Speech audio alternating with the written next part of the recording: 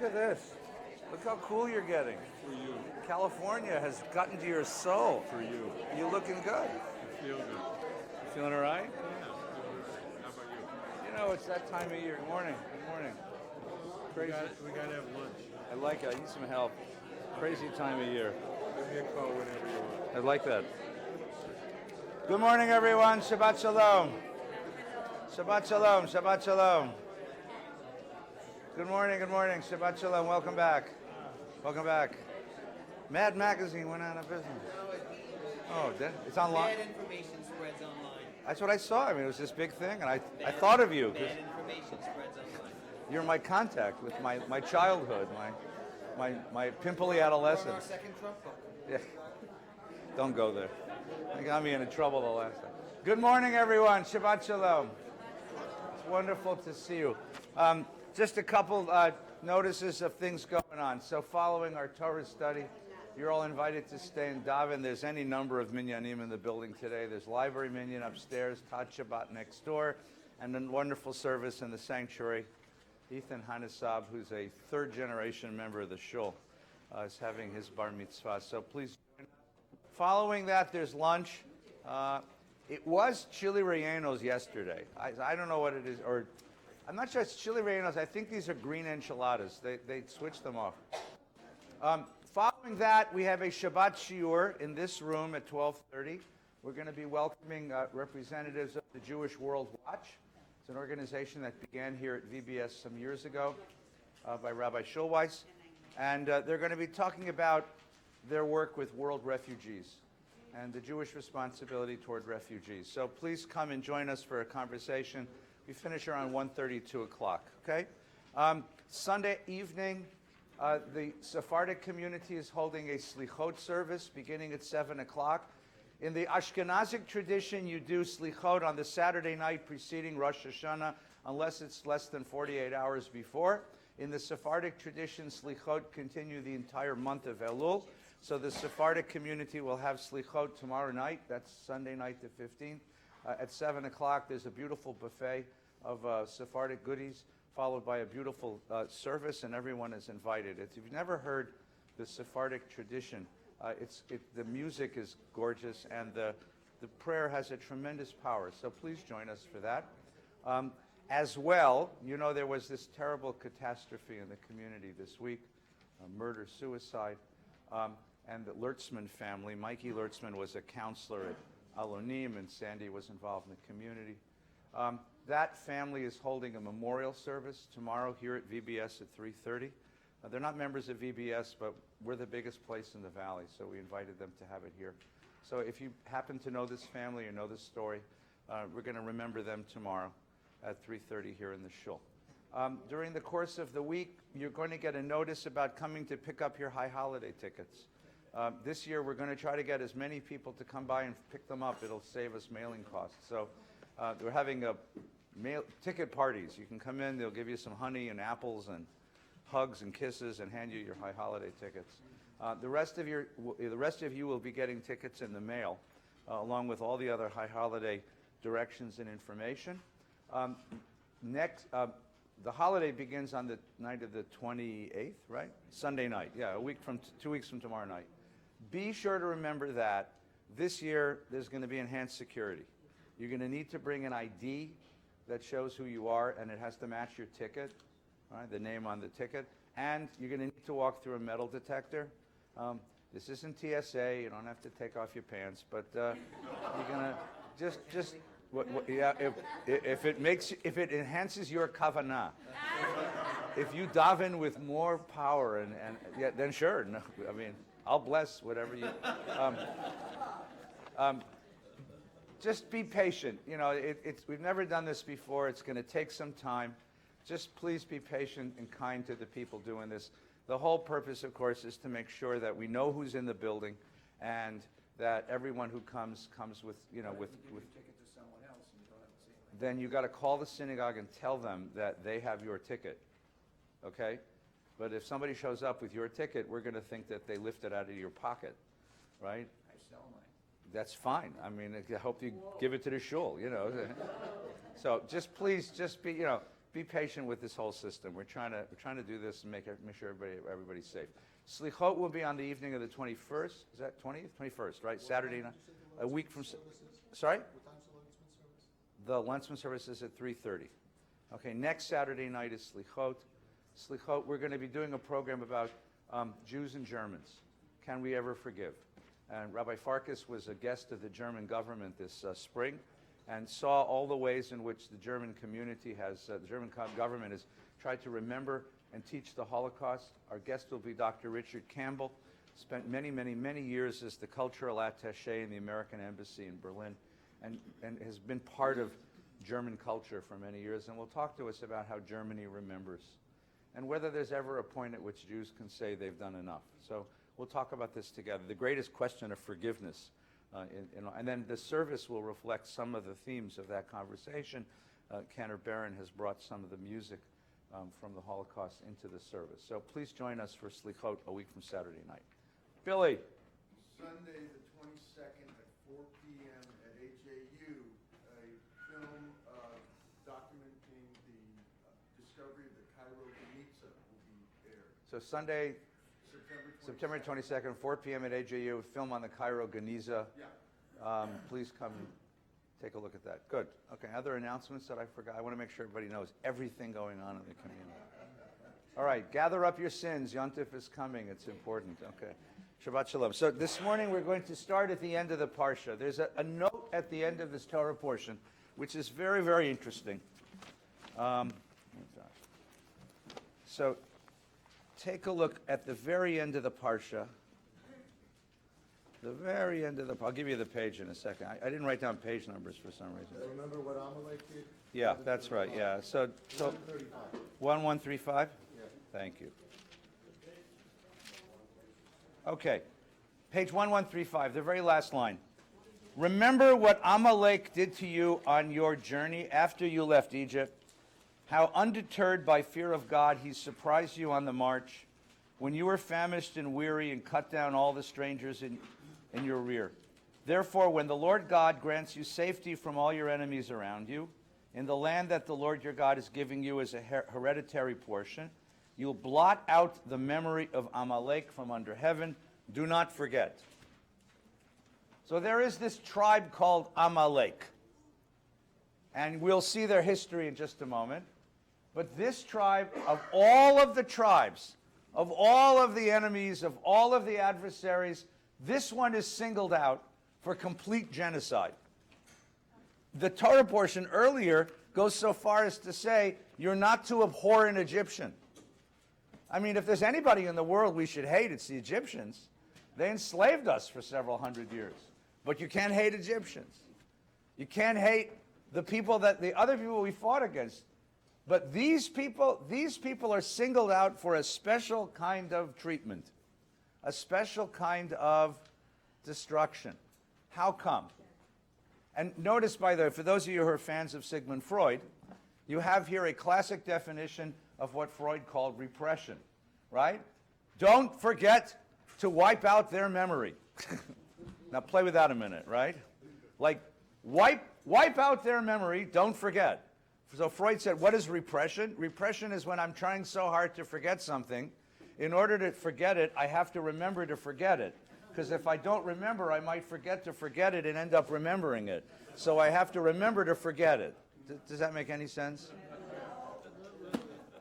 That's the origin of Freudian slips. You're trying so hard not to say it, you're concentrating on that one thing, right?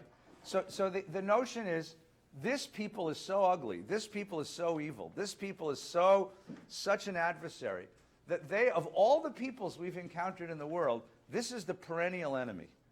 Now, who is Amalek? Who is Amalek? We come across Amalek. Did I bring that little card with all my notes on? I did. Thank God. All right. We come across Amalek in several places in the Torah. So first we're going to take a little jog through Torah. Then we're going to take a look through some of the later sources. Okay? So let's first talk about the locus classicus of Amalek is Exodus 17:8.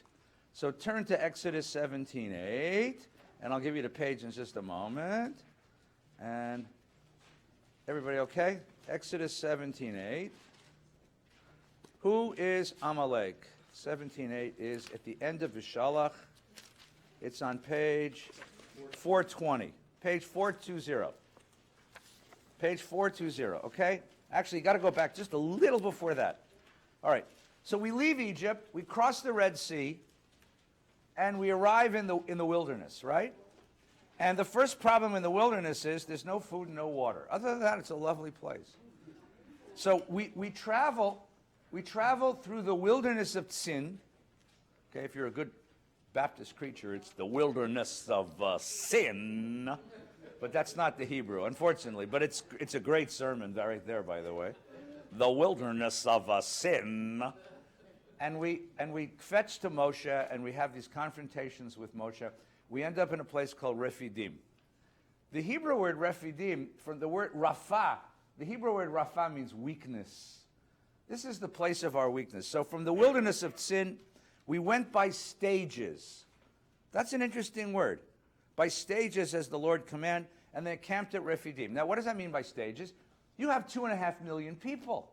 You don't all go at once. You can't crowd the escalator. So we go in groups, like, pieces at a time, right? And there was no water, and the people quarreled with Moses, 420, and they said, give us water. And Moses replied, what are you arguing with me for? What do you want out of my life?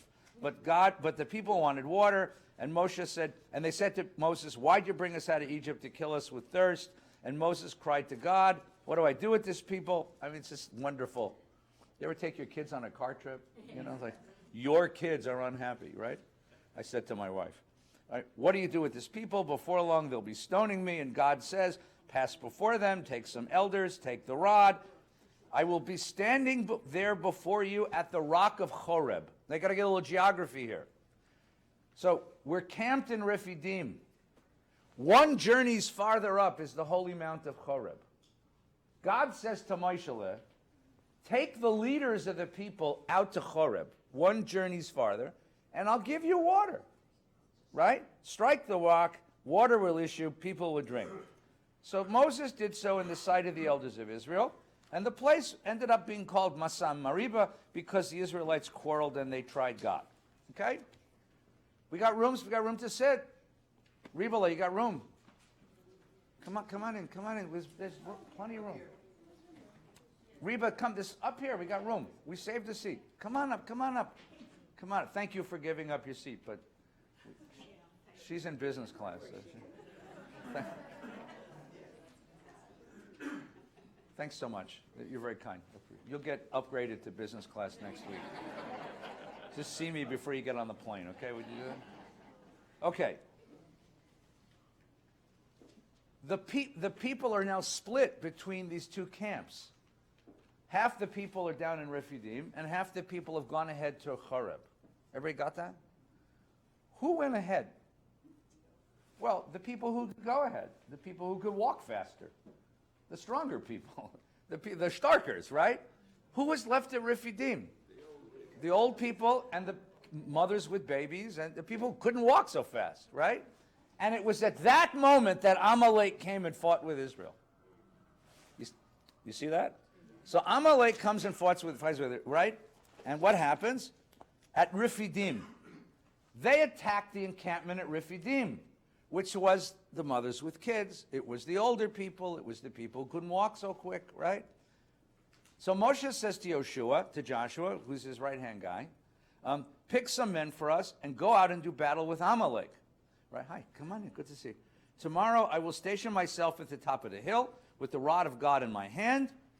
Joshua did. Now, why is it tomorrow? Because Joshua is with the strong men, the strong folks at Horeb. But the attack is coming at Rephidim. So he says, take the guys and go back to Rephidim and protect the camp, and I'll be there tomorrow. Because Moshe's 80 years old. I mean, don't walk too quick. Okay? And so he says, here's the game. I'm going to hold my hands up, and you're going to win. Right? So, whenever Moshe held his hands up, Israel prevailed. When the battle happened the following day, Moshe holds his hands up, and they prevailed, right? But whenever he let his hands down, because he's an old guy and it gets hard to, right? Amalek prevailed. Everybody get the picture? Right? Hands up, we win. Hands down, you lose, right?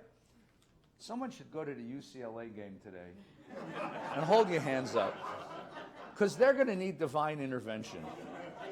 Because they're playing Oklahoma. They lost to San Diego State last week, and this week they're playing Oklahoma, which is the number 5 team in the country, or the number 18 team in the NFL, right? So if anybody has this power, please go to the Rose Bowl. I'll buy you a ticket. Just hold your hands up.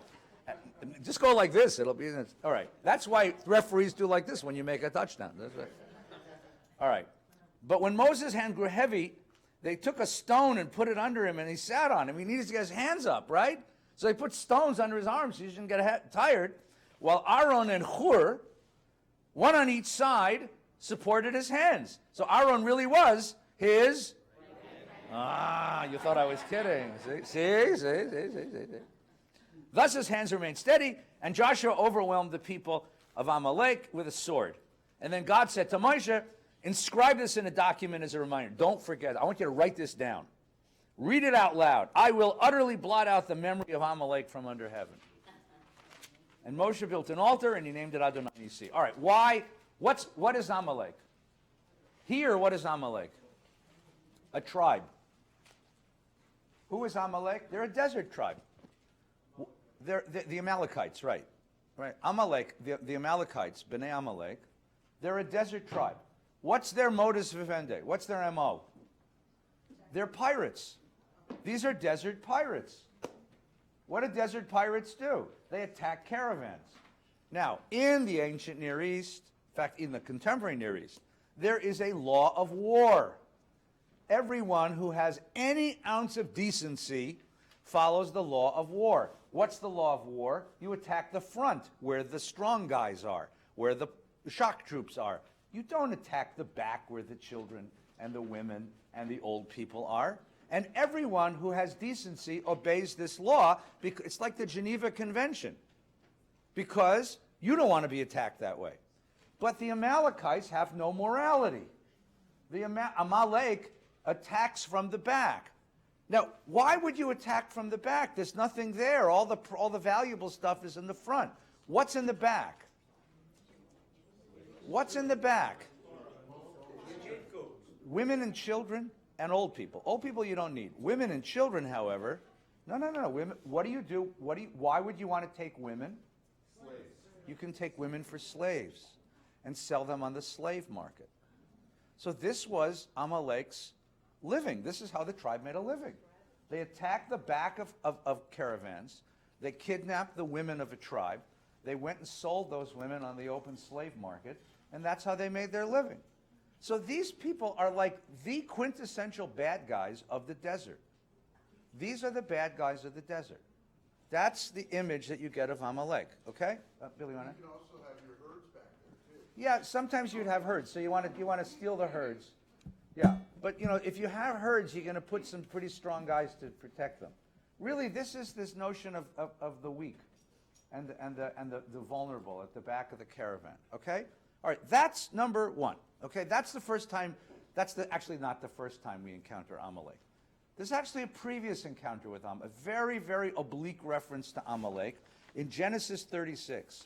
So go back with me to really quickly. Come back with me to Genesis Lamed Vav 36. Genesis 30. I'll give you the page in a second. I didn't write down page numbers, and I should have done that. Genesis 36:12, which is on page what? 216. Thank you, Sherry. Oh, 12? 12. Yeah, 217, right? Just look at 216, because she's right.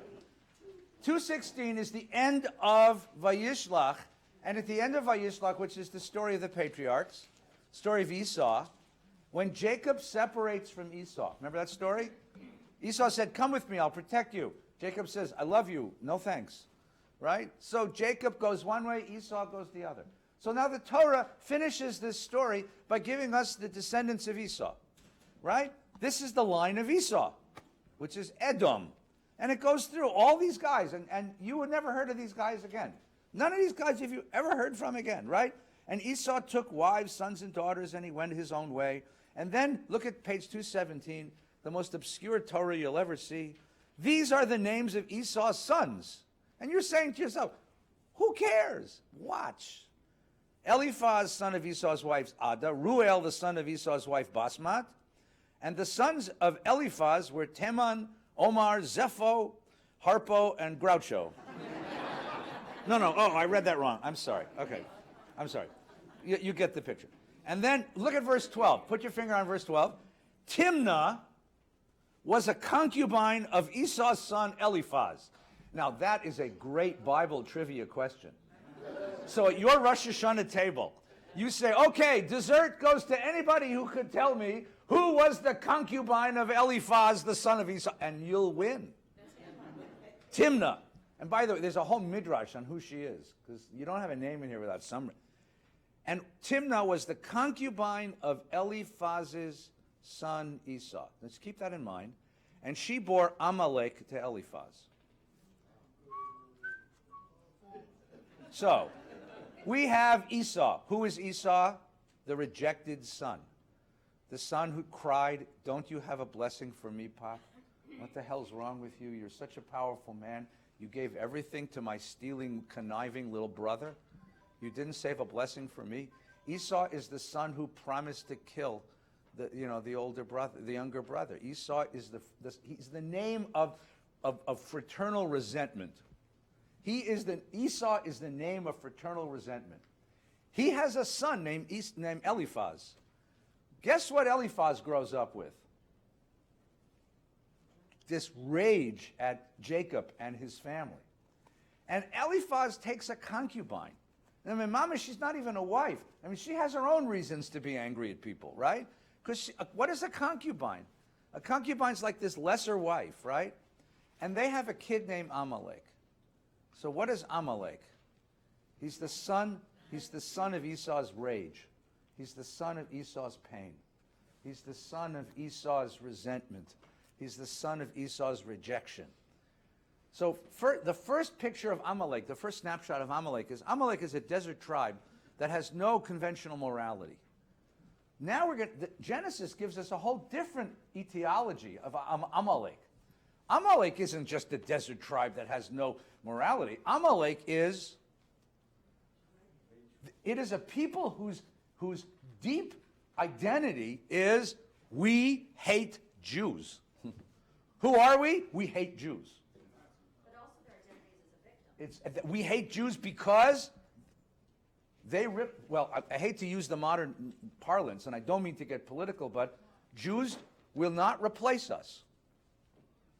Replacement theory is the great white nationalist, conspiracy theory. In Charlotte, they marched saying Jews will not replace us because the white nationalists in America believe that the Jews are part of this terrible plot to bring brown and black people into this country and replace white people. That's the white nationalist lie, the white nationalist conspiracy theory.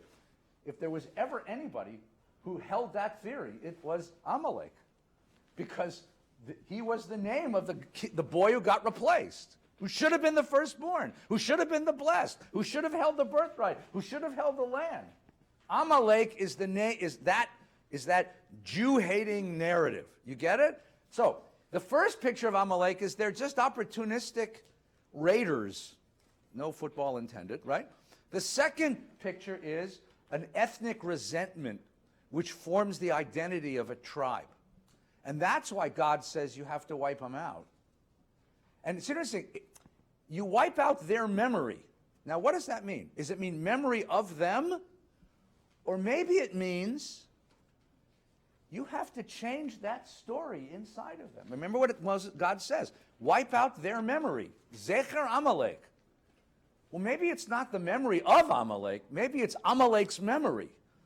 You have to teach them that you're not out to get them. You have to teach them that you're not their problem. You have to teach them that you're not, that's not an identity. Killing someone is not an identity.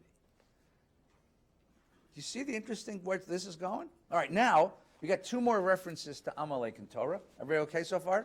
Then we'll look at, right, there is an oblique reference to Amalek, an oblique reference, but it is interesting in Numbers 14:40. So find me Numbers 14:40.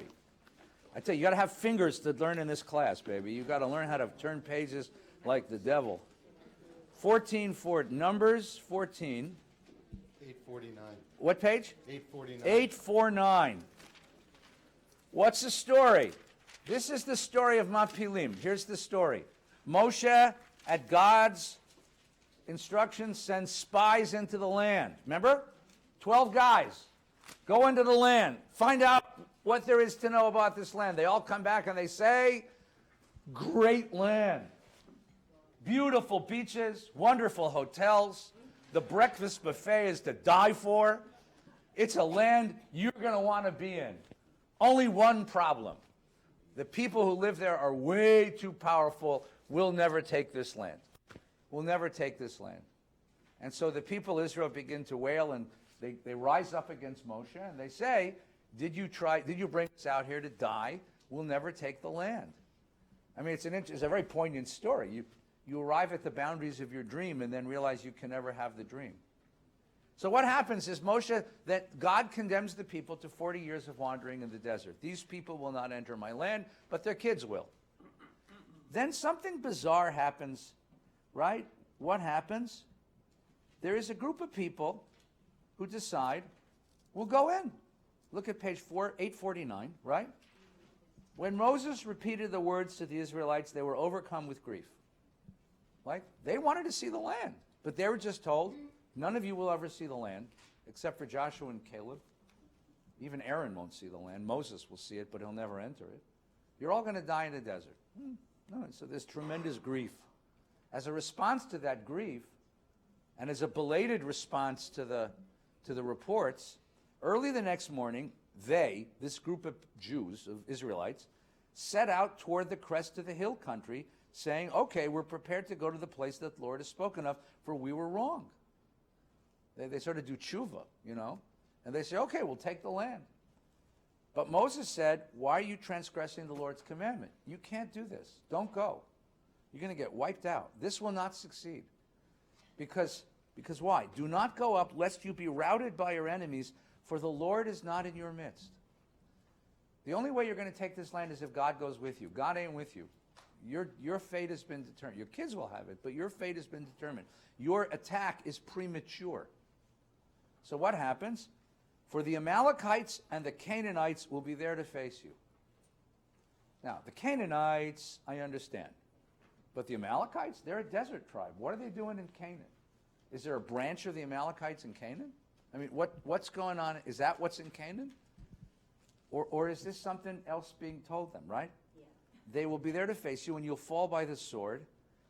You'll be fall by the sword. And as much as you've turned from following the Lord, yet defiantly they marched to the crest of the hill country, and sure enough, they got smashed by the Amalekites. So the Amalekites in this story represent what? They represent a sort of hubris. If you think you can do this by yourself without God's blessings, you can't. This is a people with God can do anything. A people without God can do nothing. Right? That's the other one. There's one more story in the Bible. It's not in the Torah. It's in the prophet Samuel. It's something that Rabbi Gelman made reference to last week, which is what inspired this whole digression. Page 1282. Page 1282. It's one of Rabbi Gelman's favorite stories. This story is so difficult. This story presents so many quandaries of morality that the scholar Martin Buber made the comment. Martin Buber and his buddy Franz Rosenzweig translated the entire Hebrew Bible into beautiful German. And Buber, in addition to everything else that he was a pretty good Bible scholar. And Buber said, this story doesn't belong in the Bible. I don't believe this story is biblical. Somebody slipped it in. I cannot hear the word of God in this story. Right. And because of that, this story is read on Parshat Zachor, which is the week before Purim. This is the Haftorah for the week before Purim.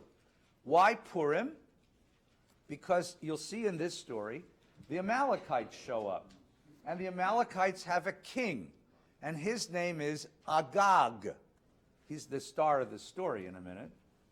And Haman is identified in the Megillat Esther as Agagi, as an Agagite. In other words, a descendant of Agag, which makes him a descendant of And not just a descendant of Stam Amalek, a descendant of the king of Amalek. So the week before Purim, we read this story. You get it? Because Purim, Haman is Amalek. That's why you have to wipe out Haman. You have to wipe out all memory of Haman. In fact, you even have to wipe out his name. That's why you bring groggers to synagogue. So that when you read his name, what do? Ah! You wipe out his name. Yimach Shmo, my bubby used to say. Feh, right? It was always a feh. You had to have a bucket, you know. So, wipe out his name. So you wipe out his name with groggers, right? This is the story. So this story is so difficult that on Parshat Zachor, many, many, many years ago, before I got here, Rabbi Showai said, we ain't reading this. And he replaced it with a different text. He replaced it with a 19th chapter of Isaiah, which has its own problems. But the last line of that is a line of God's universal love, instead of this kind of love. So here's the story. The Israelites wanted a king. Samuel didn't want to give him a king. So in a fit of passive-aggressive political action, which happens, he chose a guy to be king. His name is Saul. Saul had, one political virtue. Anybody remember what it was? He was tall. He was tall. Not even handsome. He was just tall. Saul was tall. Well, not really. He was a shepherd. And we meet Saul, by the way, because his father lost a pod of donkeys.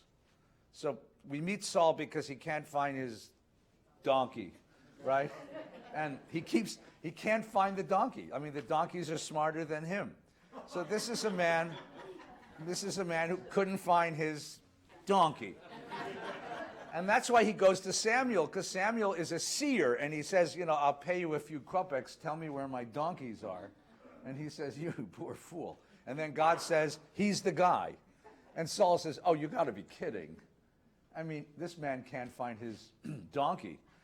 And you're telling me he's going to be the king of it. So Saul is like a deficient leader. But he does okay. At first he does okay. He wipes out the Philistines, and he gathers the tribes. And then he goes to war. So here's chapter 15, page 1281. Ready? Samuel said to Saul, I am the one the Lord sent to anoint you. Listen to the Lord's command. Thus says the Lord God of hosts, right? I am exacting a penalty for what Amalek did to Israel, for the assault he made on them on the road on their way from Egypt. Now go attack Amalek and prescribe all that belongs to him. There was a category in ancient warfare called cherem. Usually, when you go to war against somebody, warriors don't get paid. The payment for warriors is what they call booty, whatever you can take. Spoils of war, right? So if you go to war against somebody and you beat them, you steal all their stuff and take all their women. That makes sense, right? Okay? And that's the booty of war. That's the spoils that we take their animals, you take their wives, you take all their property. That's how warriors get paid. There is a special category of warfare. We would call it holy war, in which you say, I am going to war not because I want anything. I'm going to war because this is God's word. I'm going to war out of holy passion. Nothing will be taken. All of it will be destroyed. So you not only wipe out this people, and all of them, which is genocide, you burn all their stuff. You take nothing back to the camp with you. It's the warriors are prepared to sacrifice their spoils, their booty, in order to gain victory. So God will fight for us. So what they do is, that's called proscribe in the English. In Hebrew, it's cherem. So this is, you're not to take anything, right? Go attack Amalek, wipe out everything, spare no one, kill alike men and women, infants and suckling, oxen, sheep, camel, and asses. God is angry at this people. Okay? Saul mustered the troops. Saul advanced to the city of Amalek. Now, there's a city of Amalek, which is very odd, because Amalek is a Bedouin tribe. So for some reason, they identify this as the city of Amalek, right? He says to the Kenites, get out of there. The Kenites are our friends. That's Jethro's family, right? Saul destroyed Amalek, verse 7, from Havilah to Shur, which is close to Egypt, and he captured King Agag of the Amalek alive. What's he supposed to do? Kill him, but he takes him home alive. right? He prescribed all the people putting them to the sword, but he spared Agag, and the best of the sheep, oxen, and the second board, the lambs, and all else was value. He did not prescribe them. He only prescribed what was cheap and worthless. So what did he do? He violated the commandment. I mean, he did what might be like reasonable to do, but this is not a reasonable war. This is a war of passion, not a war of pragmatism. You see? Yeah, Bruce. How are you going to make sense of verse 3? How do I make sense of verse 3? Oh, we're coming to that. We're coming to that. That's the whole question today. We haven't come to that yet. That's what the whole session today. We haven't started the session. We're just learning all the verses that the question asks, okay? Now, the word of the Lord came to Samuel and said, I regret that I made Saul king, for he's turned away from me, not carried out my commandments. This is what Rabbi Gelman mentioned last week. I mean, what kind of God gets mad at a guy for not killing all the women and children? I mean, you see the problem here? This is a really pissed off image of God. He did kill the women and children. Yeah, but he kept the king and all the best of the produce of the flocks, right? Samuel was distressed. He entreated God all night long. Early in the morning, he went to meet Saul. Samuel was told Saul went to Carmel. Carmel is the hill over Haifa, right? And erected a monument. When Samuel came to Saul, Saul said to him, Blessed are you of the Lord. I have fulfilled the Lord's commandment. Then what, demanded Samuel, is this bleating of sheep in my ears and lowing of oxen that I hear? Famous verse of the Bible. If you really did what God said, who them sheep? Who are these sheep? Who are these ox, right? Saul said, they were brought from the Amalekites. The troops spared the choicest of the sheep for sacrifice to the Lord God. He said, I'm going to kill him, but I'm going to kill him as a sacrifice, not just in battle. Does that make any sense? Yeah, that's not so bad. Well, it wasn't the commandment, but it's not a terribly far-fetched interpretation of the commandment, right? And prescribe the rest. Samuel, stop. Let me tell you what the Lord said. He said you're going to lose your kingship, basically, and God punishes him. And the story is that as Samuel walks away, Saul grabs his coat and pulls on his coat and tears his cloak. And Samuel turns around and says to him, just as this cloak is torn from me, the kingship shall be torn from you. And then Samuel takes the sword. I won't give you the glory details, but Samuel takes the sword, and he's an old guy, but in a fit of religious passion, hacks Agag to death and all the sheep. Now, wait a minute. Let me ask you a quick question. If all the Amalekites were killed, except for Agag, who was killed by Samuel here, how come Haman is the Agagi? How come Haman, where did Haman come from? The sheep, right? That's how evil these people were. No, they get done in too. They get done in too, Rabbi. Come on. They get done. I'm sorry, but it says they come on. So there is a midrash. The midrash now steps in to figure this out and says that in the interim, Agag began raping women because that's what Amalekites did, and one of those women is the great-great-great-grandmother of Haman. I mean, that's why you don't keep these guys alive. All right. While he was in custody of Shaul? Say what? While he was in custody Yeah. of Shaul? Yeah, like James Bond. You know how he always gets out of jail cells and stuff, you know, and then sleeps with the enemy, you know? Right? I mean, no, I mean, that's the idea. Agag was so slippery, so crafty. And then so you get this image, right? We have an enemy in the world. And we are commanded without reservation, without condition, to destroy this enemy. How come? Now we come back to where we started today, which is at the end of Teitzei. Teitzei lemilchama leivecha. This is the Torah portion that tells us the laws and traditions that we're to follow when we finally enter the land. And now you can read it one more time, right? It's on page 1135, right? Zachor et asher asa lecha Amalek. God, Moshe says to people, Israel, remember what Amalek did to you. Right? On your journey at 1136, on your way out of Egypt, how undeterred by fear of God, he surprised you on the march when you were famished and weary. Why were you famished and weary? Because there was no water in the desert. It was 3 days out from the Red Sea. And cut down the stragglers in the rear. The strong ones went ahead to Horeb. The stragglers were back in Rephidim. Okay? Therefore, when the Lord God grants you safety from your enemies about in the land that the Lord God is giving you as a hereditary portion, you will blot out the memory of Amalek from under heaven. Don't forget. So there's a bunch of questions we could ask. One of the questions we could ask is, we've had lots of enemies.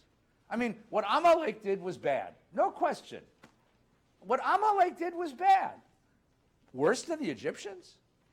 I could go back to the Parsha, but there's a law in here that says, do not abhor the Egyptians. The Egyptians enslaved you, threw your kids into the Nile. For God's sakes, if there's anybody to be angry at, it's the Egyptians. Why are you more angry at Amalek than against the Egyptians? What is it about Amalek that makes you so angry? That's number one question. Number two question. Why on earth would a God of compassion and love command genocide? All right, you beat a people in war because you have certain objects that of war. I mean, war there's reasons for war. Self-defense is a reason for, even conquest. Let's give them conquest. Conquest is a reason for war. Okay, fine. You want to take a land, they live there, go ahead, fight against it. You don't kill all the women and children. I mean, come on. We're not Amalek. That's what Amalek does. We're not Amalek. Why would you become like them?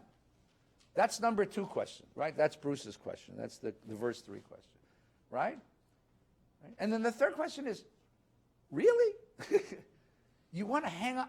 This, never forget. Remember and never forget. You want to hold a grudge? What do grudges do to people? What do grudges do to collectives? What does a grudge do? Why this grudge? You have God on your side. What do you care about Amalek? Listen, what does it do to you? So now, those are the questions that the text leaves us. Agreed? Did I leave any out? Any more, Rabbi? Come on. No, you got it. Okay. Let's see. And what's the answer? What's your answer? Well, we're going to get to that. Then I'll tell you what your answer is. I know. But I can't do that until you give the answer. Yes, but you see, I want all of you to understand, this is classic rabbinic tradition, right? This is what the Talmud is, right? Rabbi Akiva, the greatest rabbi who ever lived, gives a beautiful answer to the question, and Rabbi Yishmael sitting right there says, but you're wrong. And this is classic rabbinics, right? So I went through and I gathered up a bunch of sources.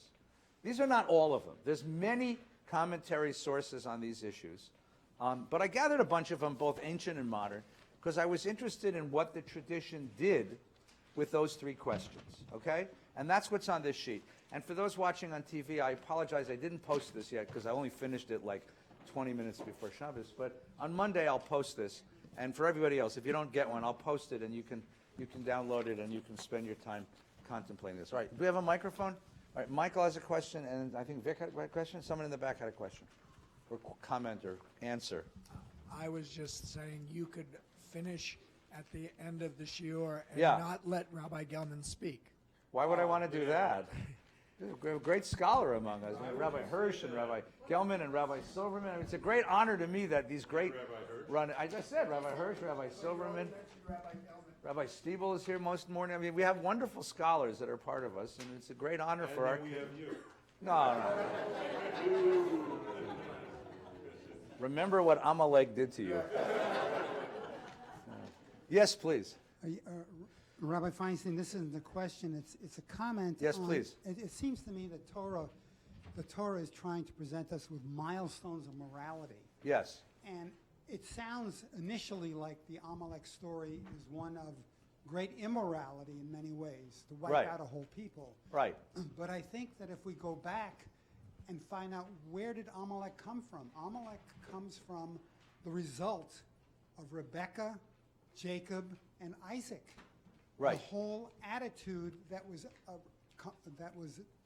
presented to us in those early stories. Yes.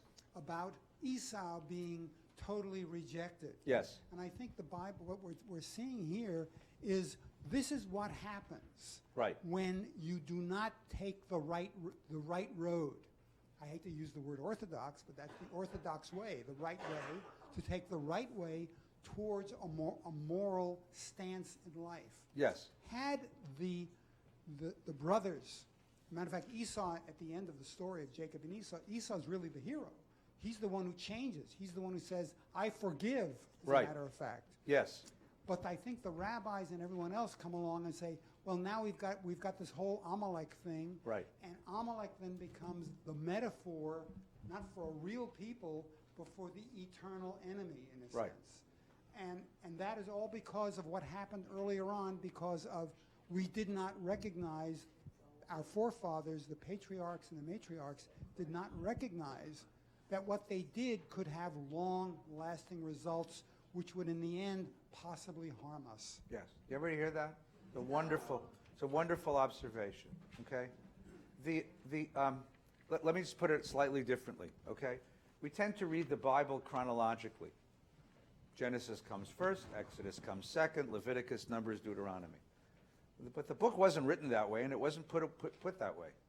So let's assume for just a moment that this grudge against Amalek, this blood vendetta against Amalek, is part of the collective memory of the people of Israel. And then someone comes along and asks our question.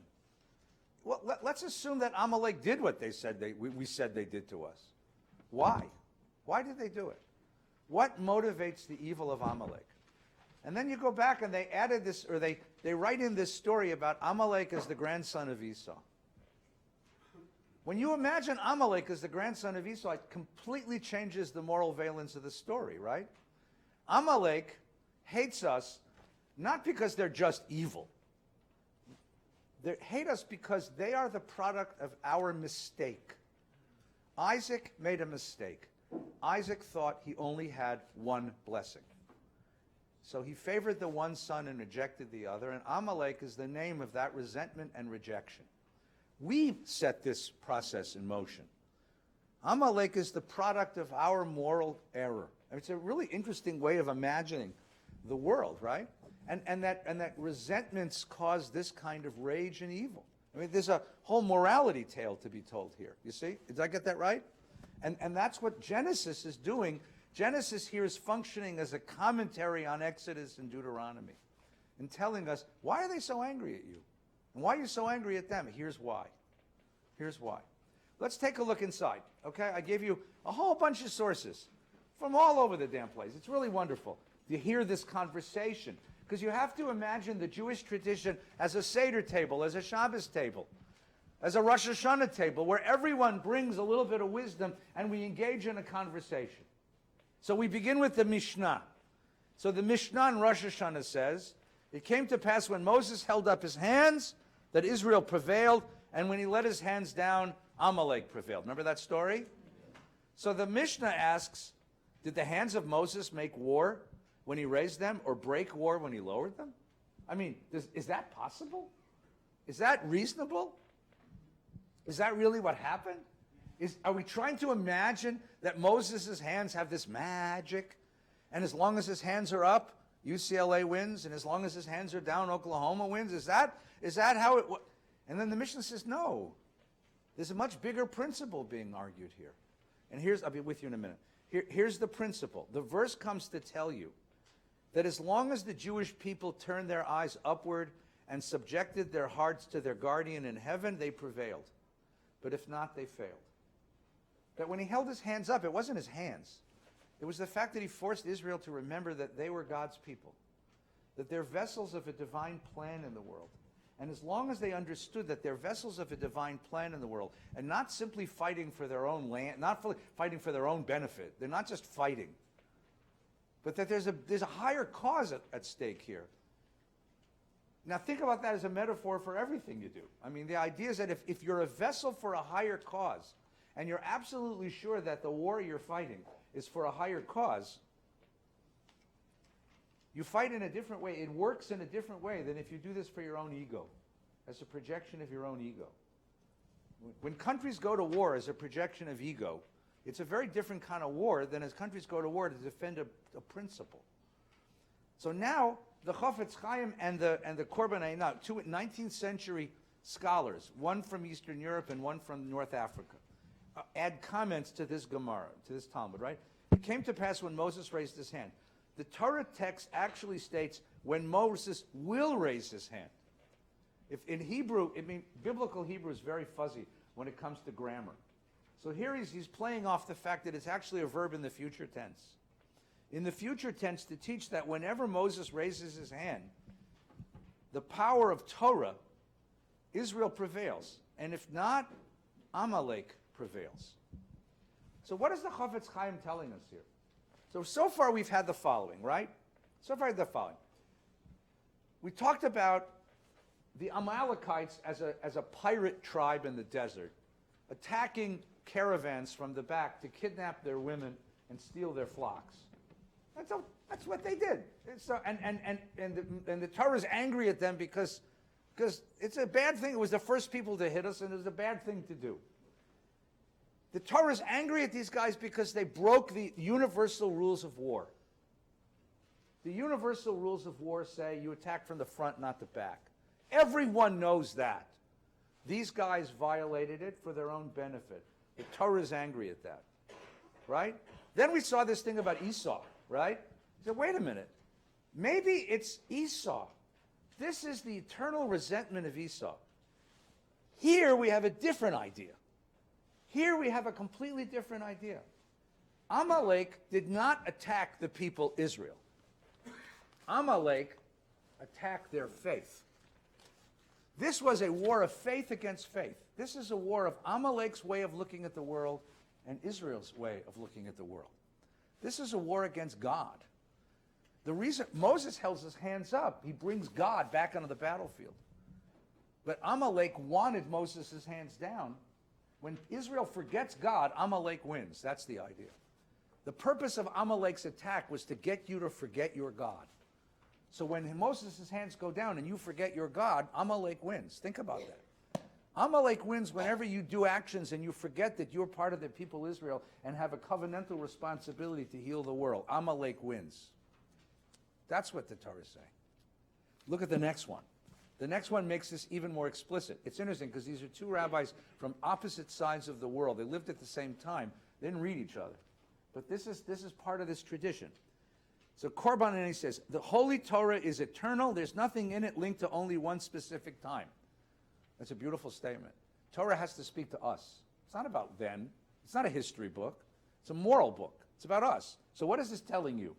It symbolizes all eras and all times. Here too the Torah comes to tell us that the battle against the evil inclination is not like other battles. Who is Amalek? Amalek is Yetzer Hara. What is Yetzer Hara? The small, narrow self. It's ego. It's me. It's what I want.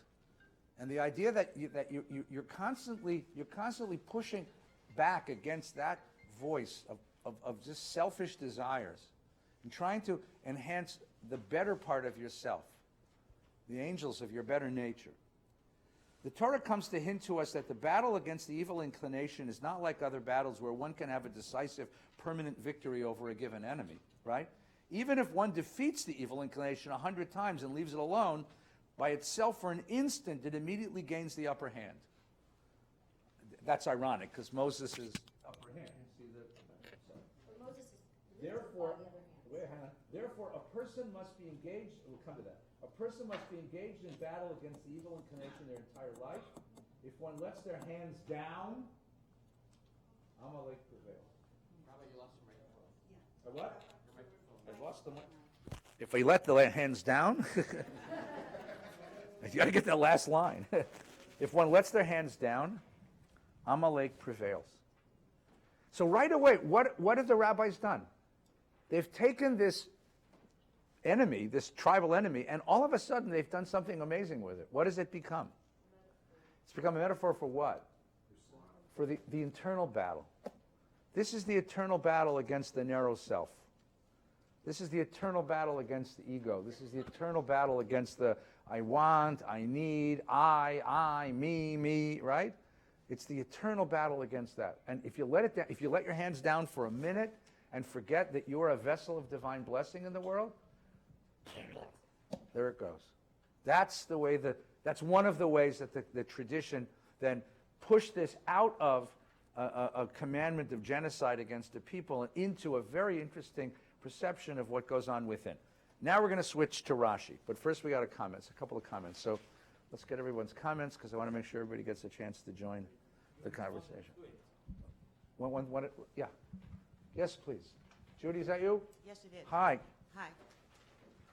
I'm wondering, in line with what Michael said about the commentary about the story with Esau and the subterfuge, and that not being right, is a reminder that not only do we have to always be vigilant against our lower selves, but that all people are human, and to fall into that lower self is something that our ancestors did, and we have to accept that. Yeah.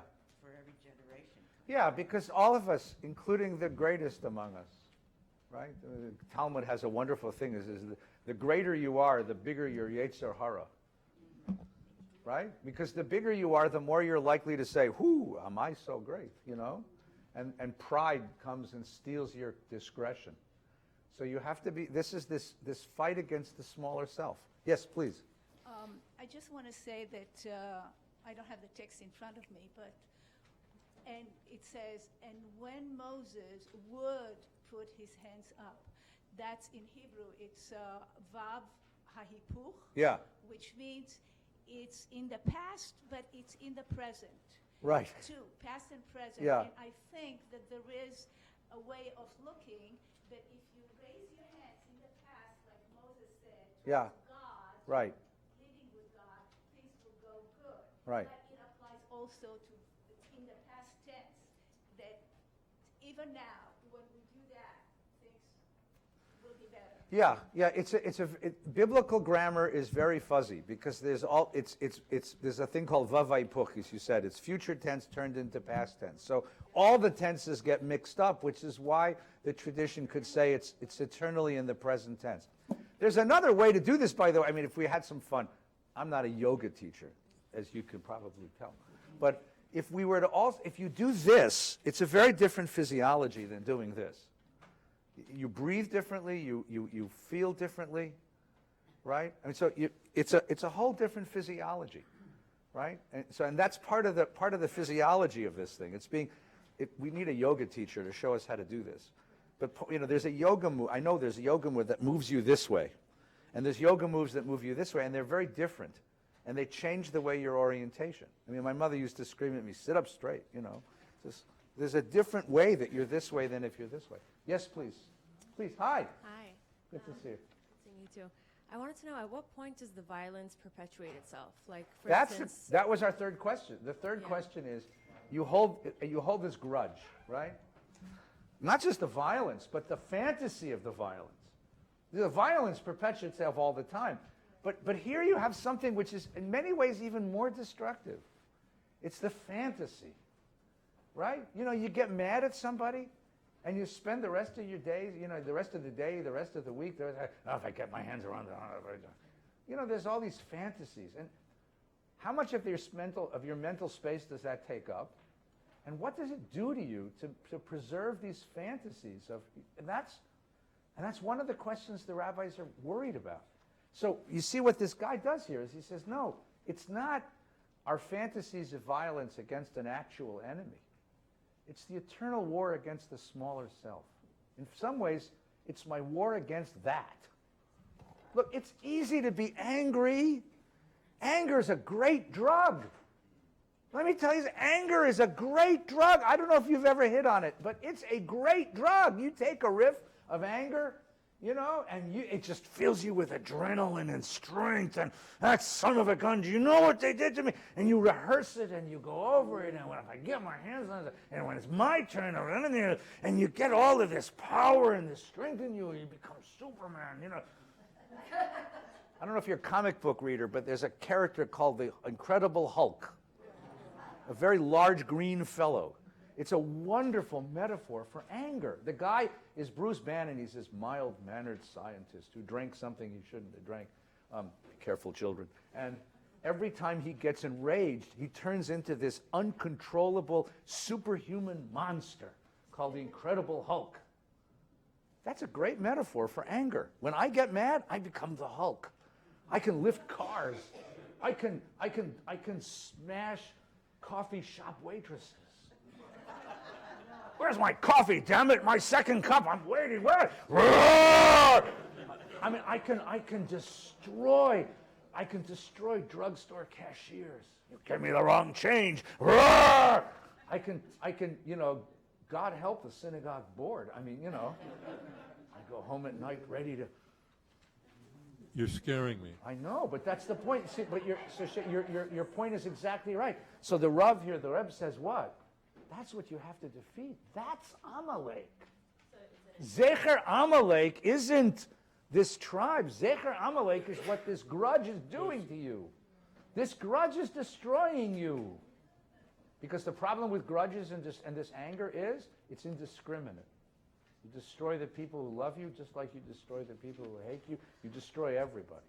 That's what the Rav is talking about here.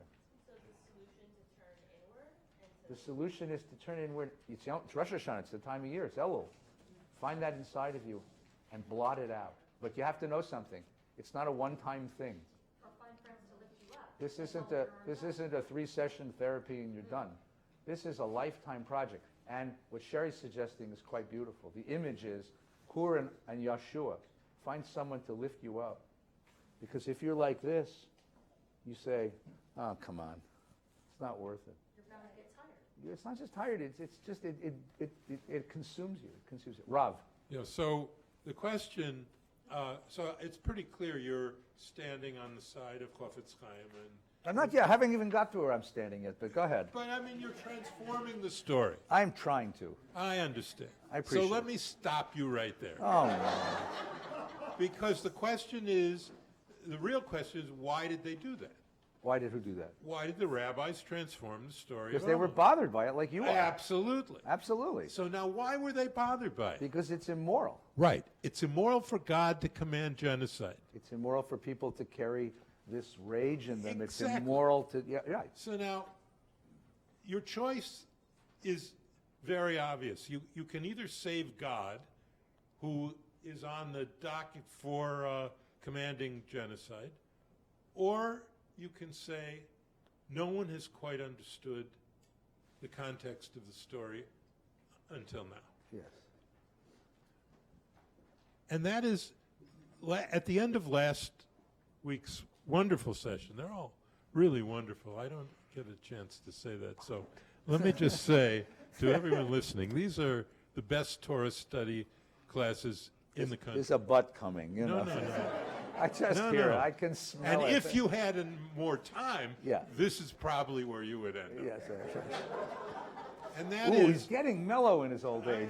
Did everybody Look, just hear that? It's, Look, he's wearing sneakers to shul. Aseret Yemei He's Tshuva. becoming Yeah, a come on. Californian, you know. He's leaving Dude, behind his New dude. York rage. I ordered a pizza with pineapple on it. Oh! It's finished! It's over. My I'm friends done. in New York, I'm gone. we claim Gelman. I'm gone. I'm absolutely gone. You have been I'm wearing converted. flip-flops when I go preach You have in New been York. converted. So Go. at the end of last week's session, you talked about king, prophet, and priest. Yes, right. And how these institutions were established. They were really the second level. The first level, before we got to the truth, which only happened with the rabbis and really only happened after the Greeks, and finally only happened with Kant and a couple of Germans. And that is, we started with the notion that we would relate to God through family, the Jewish family. Right. That's the problem of Esau, Jacob. And the reason that doesn't work for us as Jews, ultimately, is that there's no universal truth to a family.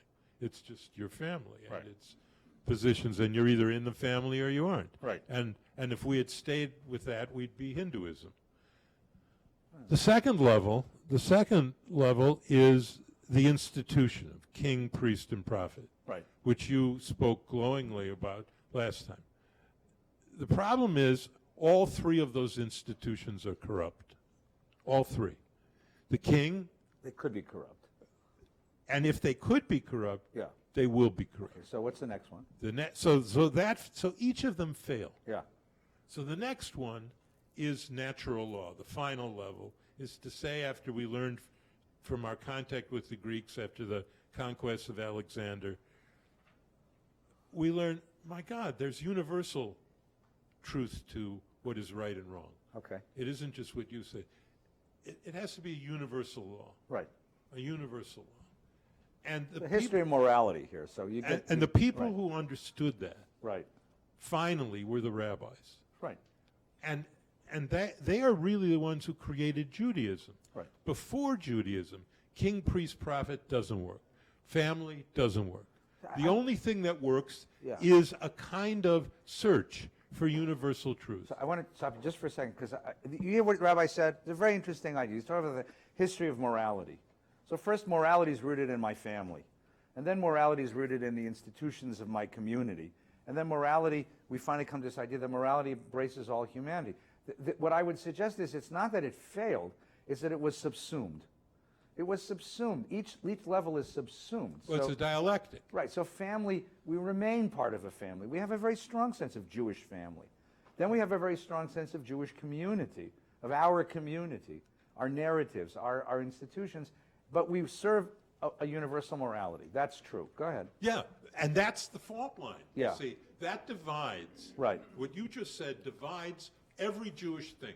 Every Jewish thing is either universal or particularistic. Right, so let me just stop you for a second. I just want to interpret what the rabbi, he needs Rashi here. Yeah, No, so here's what he's trying to say. So look, God says, wipe out Amalek. So if you're a good Orthodox Jew, I mean a really good fundamentalist Orthodox Jew, you say, okay. And if you say, you say, well, you know, even if it bothers me morally, God said it, so I got to do it. That's tribal morality, right? The rabbis are asking a question. There's an implied problem here, the problem that Bruce raised a moment ago about that verse, the problem that Shiva raised. We all say, wait a minute. The fact that you say, wait a minute, means I'm applying a morality to what I read God tell me to do. I'm interpreting God's words. Now, what on earth gives you the right to tell God he's wrong? Or the Bible it's wrong? And the answer is because we have a sense that we have a bigger sense of God than just a God who says, go wipe out your enemies. Right? Let's talk Torah for a second. The Godfather. Don Corleone, on his deathbed, says to Michael, go get this guy, go kill this guy, go wipe out this guy. And Michael says, okay. You know what I'm talking about? Right? And at the end of The Godfather, you see all the enemies of the family being wiped out, including Fredo, the brother who betrayed the family. Right? I mean, that's what you got here. The God saying, hey, don't forget, these were Barsocchini is your name. Barsini is the traitor. The guy who brings you the message from Barsini is the traitor. Take him out, you know? And we're supposed to say, yes, Godfather. But we say, wait a minute, that's not what's wrong. That morality is wrong. There's a bigger morality at work here. That's what the rabbi's trying to point out. The rabbis are standing on that higher morality, critiquing what they're reading in the Bible. And that is exactly what we call Torah, or the Talmud. That's the Talmudic tradition saying, yeah, I know it's written there, but it can't mean that.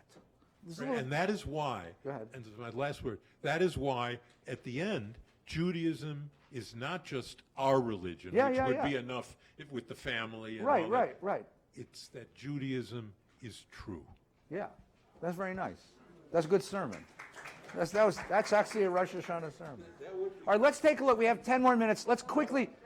All right, I'm sorry. Rav, I'm sorry. Go ahead. Another aspect of the story. You have all these perhaps rabbis the in the most room. This is important, great. I can retire. Moses, when I can his retire. arms were raised, Yeah, they prevailed against Amalek. His Yeah. arms dropped, yeah. they were defeated. All right. But who helped Moses? Moses was weak. Aaron and Hur raised his hands. Joshua and Hur. The leaders of the Jewish people need the help of the Jewish people. Ooh. Without, Even better sermon because you in other words, the rabbis. out of my sermon you don't get any money. You think he built all those synagogues on nothing? This is why he is the great That's the great. one. He is the great one. Take out those pledge cards right now. I'm ready to give him a donation now. Rabbi Schulweis, Rabbi Feinstein need help.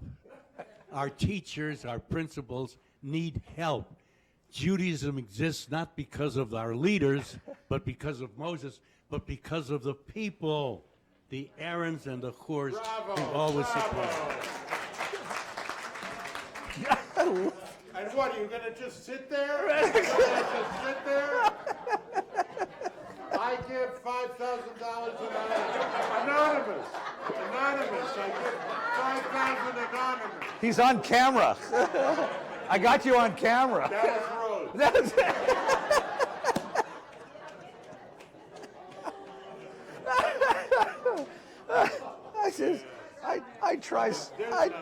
I try so hard to reteach. $5,000. That's pretty good for him. Yeah. Brian, how you doing, babe? Good. Talk to me, hon. We're making a big deal about this story. Yeah. And we're talking about killing women and children. Yeah. But what about Egypt, when God wiped out the firstborn? Yeah, you see. And so it's okay then? No. Now? Is it justice? Is it Great question. I want to apply the rubric that the rabbi just suggested to the question, okay? The question is a phenomenally good question. It's asked over and over again in the tradition because, just as the rabbi said, we could live on the level of tribal morality and say, they deserved it, damn it. They deserved it. We could live the level of institutional morality and say, it was necessary. But the fact that you feel it means you're living on a higher level of morality. You're saying, wait a minute, those are human beings. Those are creatures of God. They carry the image of God within them, which is biblical as well. But it suggests a universal morality, which is a higher morality. And the fact that it bothers you, So Rabbi Schulweis taught us that whenever you see a midrash, whenever you see the rabbis of the Talmud rushing in to interpret something in the Bible, it's because they were bothered by what they read. Why were they bothered? If they're adherents of God, if they're good from Jews, they should say, that's what God wanted to do. Must be right. But we don't talk that way because they see God in a bigger way than their ancestors did, you see?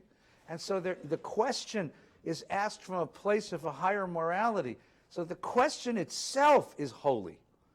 And the answer means I have to reread the story. Rav Kook, who's the great first chief rabbi of Palestine, writes that if you see something that bothers you morally in Torah, you're not reading it right. That's what Rabbi Gelman just said. You have to reread it. It's not being read properly. Because what you're reading is the tribal level or the institutional level. You got to read on the higher level, which is the moral level. And so, Brian, your question is a great question. And over again, you're going to have a great question. Because the Torah was written from a standpoint of tribal and institutional morality, but we're reading it from the standpoint of universal morality. And that's going to become a question all over the... Look, let's speak honestly. There are people who apply the same kinds of issues to America.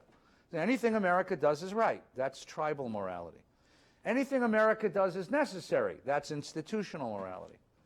It may be tribal and it may be institutional, but if I say I still think it bothers me, it's not the best of my image of America, that's a higher morality, you see? And you see how those levels work? And that's exactly what's going on here. That's the dynamic on this worksheet, where you're taking something which is blatantly difficult because it's so tribal. It's Don Corleone telling his son to go wipe out his enemies. Yeah, Amalek came for us, go get him. And we say, no, that's not my God. I can't believe in a God like that. I got to believe in a God who's much bigger. Okay, go ahead, please. No, I agree with everything you said. I'm so glad. Thank God somebody does. But I think we do. I think we do have a tendency to box up that rage. Yeah, no, that sort of killer instinct where we have the Mossad, okay, so let's Murder Inc. and right. So all let's those, right. So let's talk about that. So look, the fringe Jews that we don't, the tough Jews that we don't like to talk about. No, look. First of all, we like to see ourselves as peaceful people, but we have these small boxes of Mossad and the special forces and Murder Inc. Okay, look, you great question. Not anywhere near this, but it's great. The Torah is also a mirror. Torah is a mirror. What does it mean it's a mirror? It shows you parts of yourself, the parts of yourself you don't want to know.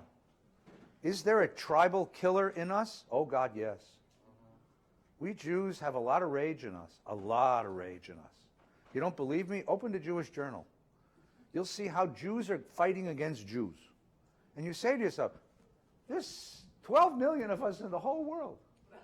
That's it, 12 million. There's more people in the parking lot of Dodger Stadium than there are Jews.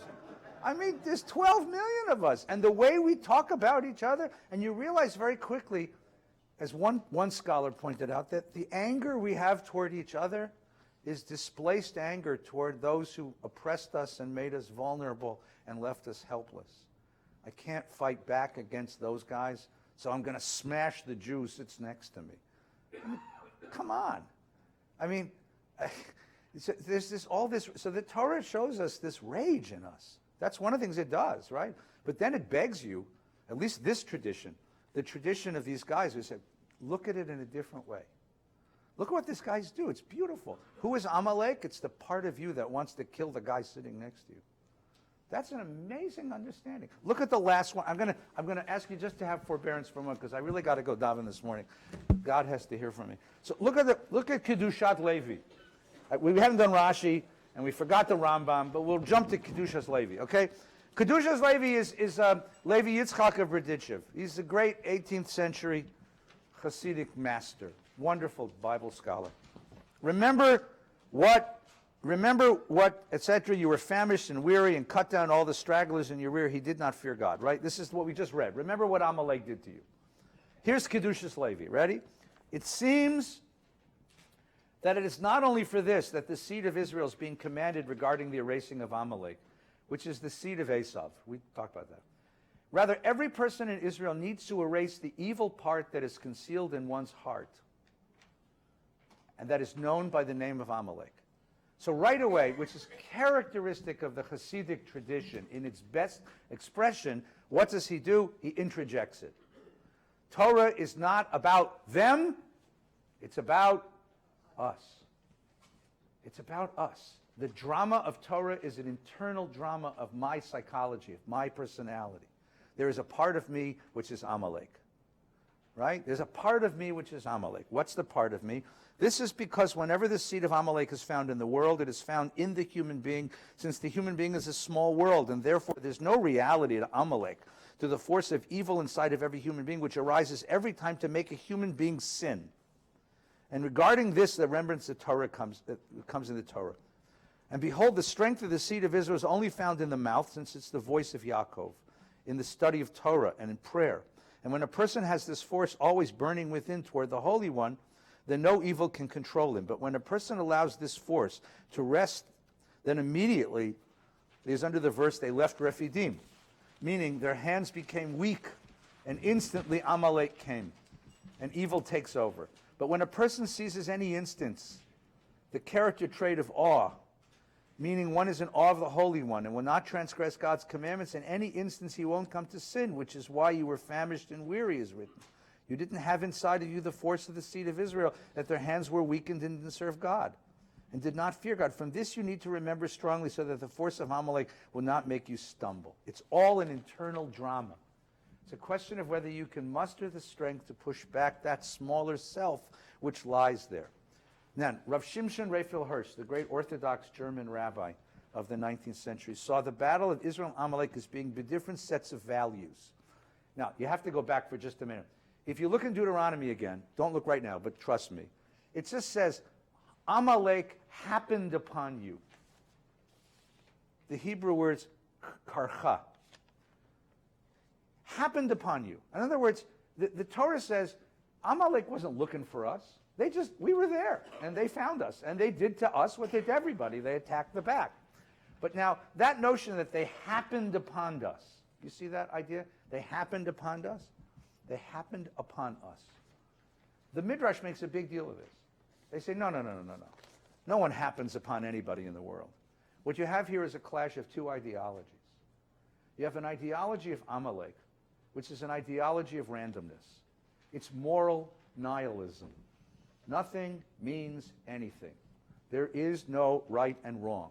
There is no good and evil. There are no rules. And therefore, all my morality is to take what I can and step on those who get in my way. Amalek represents for the Midrash, and here for Rab Shimshon Raphael Hirsch, the morality of mikre, things that just happen. Things that just happen, right? There's no morality. So my job is to defend my own, step on those who get in my way. There's no right, there's no wrong, there's no mercy. There's only winners and losers. And I'm going to be a winner. And screw you if you get in my way. I don't care who you are. That's the morality of Amalek. Friedrich Nietzsche would be very happy with Amalek. Israel comes with a different morality. Protect the weak. Protect the vulnerable. Protect the widow. Protect the orphan. Nurture the child. Revere the old. There are rules. There's a humanity. And these two moral systems come together in the battle between Israel and Amalek. And that's what Shimshon Raphael Hirsch teaches. It's a difference between two ways of looking at life and at the world, two internal human sets of values. Israel's purpose is to strive to be in the category of morality and life, of life-affirming activity.